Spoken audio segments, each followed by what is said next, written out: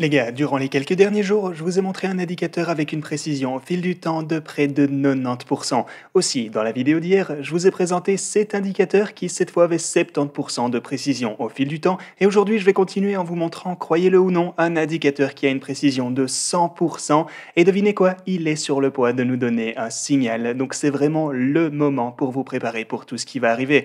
Je vais entrer un peu dans tous ces détails. J'ai aussi beaucoup de choses super importantes et urgentes desquelles vous parler, les gars. Donc assurez-vous de regarder cette vidéo du début jusqu'à la fin. Donc, bienvenue à tous, je m'appelle Maxime et je vous apporte chaque jour des nouvelles vidéos en français sur les crypto-monnaies en vous apprenant comment vous faire de l'argent sur ce marché. Si vous êtes nouveau sur cette chaîne, alors soyez sûr de vous abonner et d'activer la cloche dès maintenant. Et ceci étant dit les gars, avant qu'on entre dans les analyses techniques, je voulais vous montrer tout ça en vitesse. Il s'agit vraiment d'une belle journée si vous investissez dans les cryptos. Si vous êtes appliqué dans cet univers et que ça fait un moment que vous attendez de belles poussées, alors tout ceci risque de vous faire bien plaisir, à moins bien sûr que vous ne soyez un holder de Ape parce que, eh bien, le moins qu'on puisse dire, c'est que le jeton est en train de passer une sale journée, mais à part ça, on a de nouveau des 30%, etc. un peu partout, même 70% pour Ethereum classique, c'est juste un truc de dingue.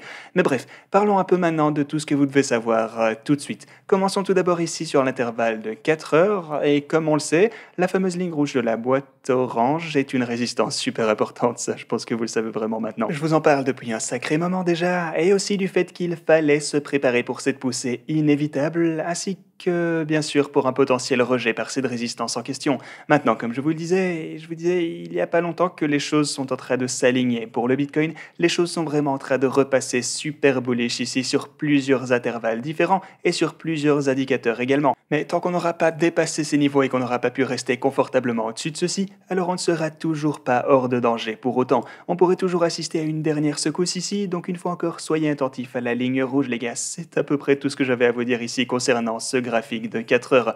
On vient de former des bas de plus en plus haut consécutivement, ça c'est bien, mais la ligne rouge est une grosse menace. Vous voyez que cette poussée plutôt cool ici est presque montée jusqu'à 43 500 $, mais ensuite on s'est fait immédiatement ramener juste en dessous de la ligne rouge que vous connaissez. Donc gardez un œil sur tout ceci les gars, tracez ce gros niveau sur vos graphiques et quant à moi je vous tiendrai informé comme d'habitude.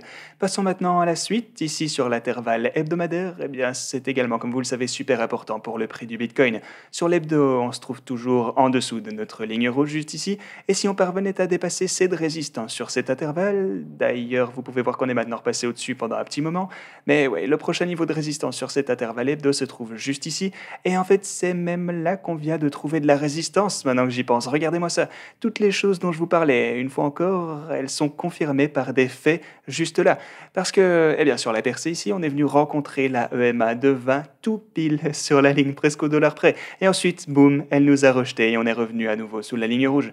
Vous savez déjà donc, enfin vous connaissez ces niveaux super importants auxquels faire attention, mais continuons un peu parce que je sais que vous voulez connaître cet indicateur qui a été précis à 100% tant que maintenant, mais ne vous en faites pas, on va y passer très bientôt les gars. Mais juste avant ça, sur le journalier, on se trouve toujours au milieu de cette formation en triangle. Assurez-vous également de garder un œil sur le RSI qu'on a de ce côté. Donc sur le triangle dont on parlait de ce côté depuis un moment déjà ici, eh bien on se trouve en plein sur la résistance cette fois. À ce niveau, vous pouvez probablement le tracer à partir des corps de chandelle comme ceci, ou un truc du style si vous le voulez.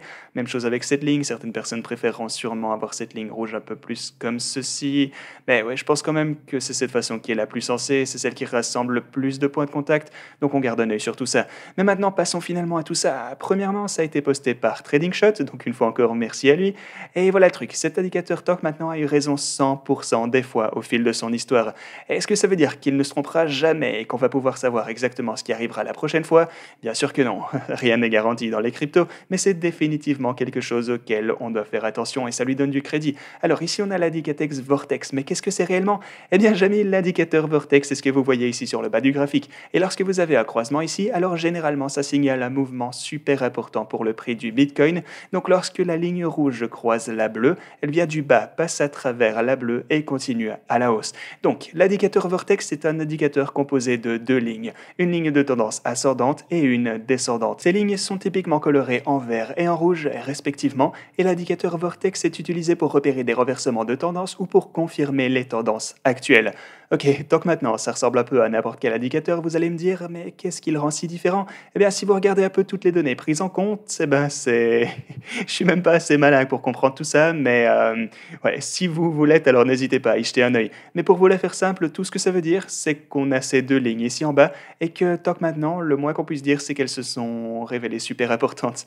Ok, maintenant voyons un peu la première fois qu'on a eu ce croisement ici. On a donc ce croisement juste là, et à partir de ce point, vous pouvez voir ce que le Bitcoin a fait par vous-même. Hop, une énorme poussée à la hausse. Ok, ensuite on a notre deuxième croisement juste ici, et si jamais d'ailleurs on a ici des chandelles mensuelles qui reprennent l'entièreté de l'histoire du Bitcoin, ce qui fait que cet indicateur ne s'est en fait activé qu'à 5 reprises au fil du temps. Mais ok, maintenant que vous avez tout ça, on peut continuer. On a un autre croisement juste ici également. Ceci se trouvait... eh bien, il s'agit en fait de l'énorme chandelle de capitulation que vous pouvez voir juste ici, et il s'est incontestablement agi d'une super opportunité d'achat, ok? Et on peut encore aller plus loin, vous avez un autre croisement juste là, maintenant on se trouve en 2018, cette fois c'était également juste avant, ou alors tout pile sur la chandelle qui a formé le fond juste là, ok? Donc... Eh ben, on continue encore. La suivante est juste ici, et vous pouvez voir que le prix du Bitcoin a continué à partir de ce croisement en partant à la hausse. Et enfin, maintenant, on est sur le point de voir ce croisement arriver une fois encore, et ce, très bientôt. Il va sans dire que c'est un événement vraiment important, parce qu'exactement comme je vous l'ai montré, en général, ça veut dire qu'on a soit déjà pu trouver le fond de la baisse, ou alors qu'on va potentiellement avoir une dernière secousse, et cette chandelle en question va vraiment représenter une énorme opportunité d'achat. On peut donc retenir que, quoi qu'il en soit, lorsque ceci se croise, vous vous trouvez toujours dans un territoire où le prix a eu tendance à augmenter significativement durant au minimum les quelques prochains mois. Ok, mais qu'est-ce que je veux dire par tout ceci? Eh bien, si on abaisse un peu tout ça comme ceci, vous pouvez voir que le croisement s'est en fait déroulé un peu au milieu de ces deux chandelles ici. Donc encore une fois, il s'agit soit du bottom exact, ou alors peut-être que vous allez voir le bottom super proche du croisement.